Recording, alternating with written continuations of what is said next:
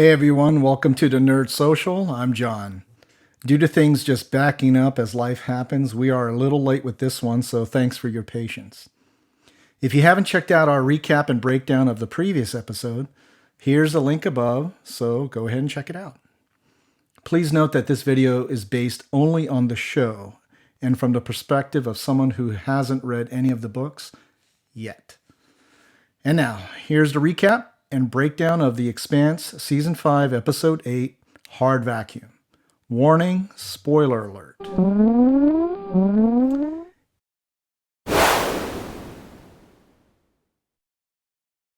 Amos and Peaches are traveling across the wasteland to find a safe place. They break for a pit stop, and they discover dead bodies. They comment that this is what the world has come to, as Earth, if you remember, has been devastated and reeling from Marco's asteroid attack. Peaches says she knows of a way to get off-world. Amos has an idea of where to go next. This is the first time we see a big city in the aftermath of the asteroid attack. Baltimore is mostly underwater. Amos and Peaches approach Eric with an offer. Get them to safely to Winnipesaukee Island, where there's a ship, and he can come with them off-world. After he was rambling on about not wanting to leave what he's built up already there and established, Eric decides to join them after realizing there's nothing left there anymore. No, Sin is dead after all. I was really hoping he made it. Marco puts the blame on Philip for Sin's death. So we are seeing more and more of a rift between Philip and Marco. Unfortunately, we don't see them again in this episode. The new Secretary General Pastor gives a speech that starts off very nervous and not very confident. He announces that Avasarala and Delgado were responsible for saving what's left of Earth, and that they are his new advisors. He ends his speech on a rousing note, promising to get those responsible for the attack. In the war room, they discuss the ship profiles Avasarala received from the Razorback. They discuss destroying Palace Station in the Belt as an option.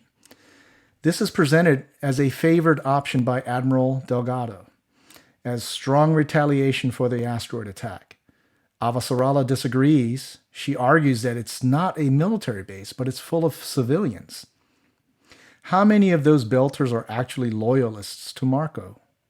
They argue that Marco doesn't represent the whole Belt, that they also have to assume they are fighting all in the Belt. Secretary General tables the discussion. So here this show draws parallels to today's world where everyone wants a proportional response to an attack that has killed millions of people. But to strike at a location with thousands of innocents can potentially create more enemies in radicalizing against them. Later, Secretary General calls Delgado to his office, where Delgado again doubles down on his Palace Station strike option. Drummer's crew, now a part of the Free Navy, is salvaging another Belter faction's ship. Drummer tells the crew that this faction was one of the members of the tribunal that voted to execute Marco. Carol tells Oksana that the destroyed Belter ship was given the same choice to join the Free Navy, and that they made the wrong choice by hijacking Free Navy ships. Having to reluctantly join the Free Navy is really eating away at Drummer. Oksana tries to get her to rationalize the choice in joining the Free Navy, and that they will get through it together. Drummer's like a walking zombie at this point, and obviously she's not happy about it at all. There are tensions within her crew after salvaging a destroyed Belter ship. Joseph accidentally spills water, and we see it floating in zero gravity. This does break the tension as they all take turns slurping up the water and laughing. It's a nice moment showing that this crew, what it would be like out of the shadow of Marco. Naomi survived her daring escape from the Free Navy, but is in very bad shape. She's swollen and seems to be showing effects of radiation from exposure to space. Dominic Tipper does a fantastic job with little to no lines, just physically showing how every little movement causes her pain. I winced along with every movement she made. As she assesses her situation on the ship, she finds that it's fitted with explosives everywhere, set with a proximity trigger. She discovers that there is a distress call message being broadcast in a loop. It says, "This is Naomi Nagata of the Rocinante. If you get this message, please retransmit. Tell James Holden I am in distress. Com is not responding. I have no nav control." And it just keeps repeating in a loop. And she can't shut it off. She finds a helmet that could be tinkered with to get a message out. She finds a tool under the floor grating and uses straps to attempt to open it. Again, Tipper does a great job showing the pain of just pulling on these things, and she is obviously in agony. She finally gets the tool, and she has to also get some wires from a part of the ship that also has no oxygen, no air. She tries to get a message out using the helmet, but it doesn't work. Holden and the Rocinante head to meet up with the Razorback. Alex receives a distress call message from Naomi's ship. He immediately informs Holden, and the Razorback races to Naomi's ship. Oh, crap. Drummer's crew picks up the distress call message too. Of course, Drummer wants to rush off to help her, but Carol tells her that Naomi is dead after walking out of an airlock, and that the ship is a trap set for the Rocinante.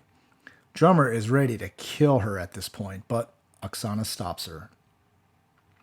Drummer quickly leaves a bridge to some room on the ship and just lets out all the anger. She spies a scotch that she got for Ashford and just chugs it. Cara G is also killing it in this role. She's definitely become a favorite of mine on this show. This is yet another tough female character on this show. Remember, she broke her back. Alex sends a message back to Naomi's ship that they are on their way. Naomi starts thinking of other options. This is where she gets clever. I had no idea what she was doing. She commits the recorded distress call message to memory by repeating it over and over and over again. She kept going back to the section of the ship that has no air. She goes to a panel and clips a wire.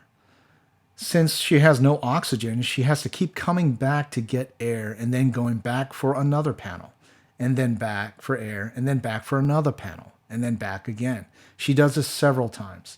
Finally, she finds a panel with a wire that cuts the distress call message in certain parts. What is she doing? Carol and Oksana, they get an alert that the distress call message stopped. So she was trying to stop the message, right? They play back the last message received. It says, "This is Naomi Nagata." Pause. "Tell James Holden that I am in." Pause. Control. What an awesome episode, and what a great ending. Just clever of Naomi to come up with that solution to get that message out. Definitely had me guessing, and I'm sure it had you all guessing too. I could not figure out what she was trying to do until it got closer to the end there, and then when it finally did happen, what a payoff. Great payoff.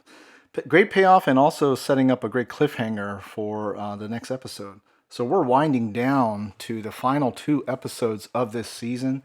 And again, it just very personal stories for each of the characters, our favorite characters of this show.